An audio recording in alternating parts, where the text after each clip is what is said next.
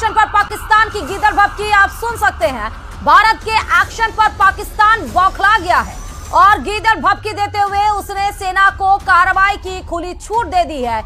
इस वक्त की बड़ी खबर आपको बता रहे हैं, पाकिस्तान सेना ने 26 लोगों की मौत की पुष्टि कर दी है। ये इस वक्त की बड़ी खबर आपको बता रहे हैं और इस बीच में यह भी बड़ी खबर है कि पाक सरकार ने सेना को खुली छूट दे दी है। आपको बता दें कि ऑपरेशन सिंदूर के तहत जहां 9 आतंकी ठिकानों को नेस्तनाबूद किया गया, पहलगाम आतंकी हमले का जहां ऑपरेशन सिंदूर के जरिए बदला लिया गया, उस बीच घबराए पाकिस्तान ने अपनी सेना को जवाबी कार्रवाई के लिए छूट दे दी है। भारत के एक्शन पर पाकिस्तान की ये गीदड़ भभकी आप सुन सकते हैं और देख सकते हैं। इस वक्त की सबसे बड़ी खबर इस पाकिस्तान से मिल रही है, जो उसने सेना को जवाबी कार्रवाई करने के लिए खुली छूट दे दी है। अब आप समझ सकते हैं कि जवाबी कार्रवाई में वो करेंगे तो करेंगे क्या, क्योंकि उनकी जो नर्व है, उनका जो सबसे मजबूत पाकिस्तान है, उसको तो हमने धराशायी कर दिया। 9 आतंकी ठिकानों पर ताबड़तोड़ मिसाइलें दागी और एयर स्ट्राइक के जरिए उन सबको मिट्टी में मिला दिया। और जहां पर जैश-ए-मोहम्मद का सरगना मसूद अजहर के पूरा परिवार जहां इसमें खत्म हो चुका, और वो कह रहा है कि सेना को खुली छूट दे रहा है कि जवाबी कार्रवाई करे। सेना भी बेचारी डर रही होगी कि क्या सोच समझ के ऑर्डर्स दिए जा रहे हैं, क्योंकि ये बड़ी गीदड़ भभकी की सीधे तस्वीरें देखिए। क्योंकि हर बार जब चाहे वो एयर स्ट्राइक की बात हो, चाहे वो डिस्टेंस स्ट्राइक की बात हो, चाहे वो वाटर स्ट्राइक की बात हो, इस तरह से गीदड़ भभकी के स्टेटमेंट्स लगातार पाकिस्तान की तरफ से आते रहे हैं। उसके बाद से कैसे उनको अपने परिवारों को शिफ्ट करना पड़ा और उनके ही रक्षा मंत्री 1:30 बजे ये कहते हैं कि भारत कोई बड़ा एक्शन ले सकता है। 1:30 बजे वो प्रेस कॉन्फ्रेंस करते हैं।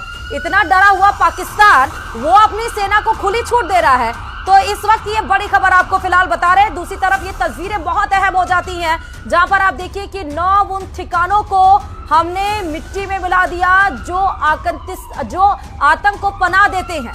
उस लॉन्च पैड को तबाह कर दिया जहां से ये साजिश पूरी रची जाती है। एक एक करके चुन चुन को उन 9 ठिकानों को हमने ढूंढा और उसके बाद 1:05 पर ऑपरेशन सिंदूर के तहत ये कार्रवाई की गई और 1:25 पर हमने अपने टारगेट को पूरा कर लिया। मात्र 20 मिनट की इस कार्रवाई में पाकिस्तान घबरा गया। उसकी आवाम कह रही है कि हम रात भर सोए नहीं, हम रात भर खौफ में जीते रहे, रात भर खौफ में हम जगते रहे, अपने घरों को छोड़कर हम खुले आसमान के नीचे चले गए और एक एक करके 26 लोगों की मौत हो चुकी है। इसकी पुष्टि खुद पाकिस्तान की तरफ से की गई है और इधर घबराए हुए पाकिस्तान यूएनएससी से दरख्वास्त कर रहा है कि उसकी एक बात सुन ली जाए। एक बार फिर से यूएनएससी का दरवाजा खटखटाने की तरफ गुजारिश कर रहा है।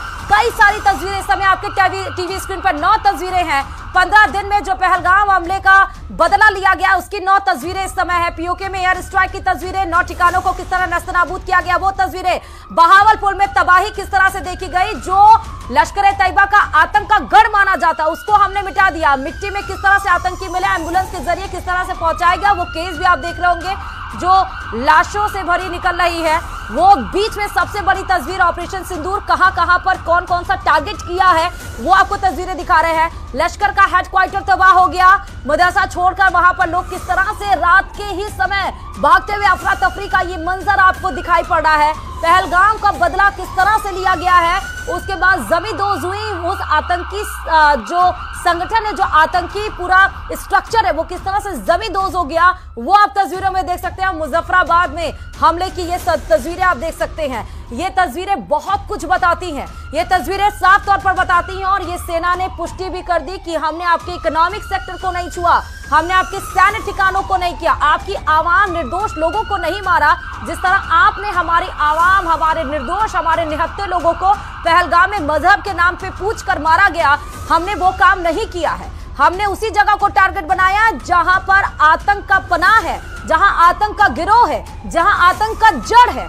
हमने उसको खत्म किया। लेकिन लोगों की इस बीच में बहुत उम्मीदें जग चुकी हैं। लोग सोशल मीडिया पर यही बोल रहे हैं कि प्रधानमंत्री नरेंद्र मोदी की तो सराहना वो कर ही रहे हैं, सेना को वो सल्यूट कर ही रहे हैं, वो बता रहे हैं कि नए भारत में सेना के ऊपर उनको गर्व है। लेकिन इस बीच में वो ये भी कह रहे हैं कि इस समय ये समय है कि जब पीओके तो हमारा है, लेकिन पूर्ण अधिकार पीओके पर हमारा हो जाना चाहिए। तो आप देखिए कि आवाम की, जनता की, भारतीय हिंदुस्तानियों की जो एक तरह से दरख्वास्त है सरकार से, वो ये कि अगर सरकार इतना बड़ा स्ट्राइक कर सकती है तो ये समय है कि वो पीओके को भी अपना पूरा संपूर्ण अधिकार जमा सकती है। 3 तस्वीरें समय आपको बैक टू बैक हम दिखा रहे हैं। 3 तस्वीरें नहीं, दरअसल ये जो एक एक करके स्ट्राइक की गई हैं उसकी तस्वीरें दिखा रहे हैं। लश्कर हेडक्वार्टर मुर्दिके वही 26/11 से जहां पर ट्रेनिंग ने जो आतंकी को ट्रेनिंग दी जा रही थी, ट्रेनिंग सेंटर हब था ये, उसको किया गया। ऑपरेशन सिंदूर के तहत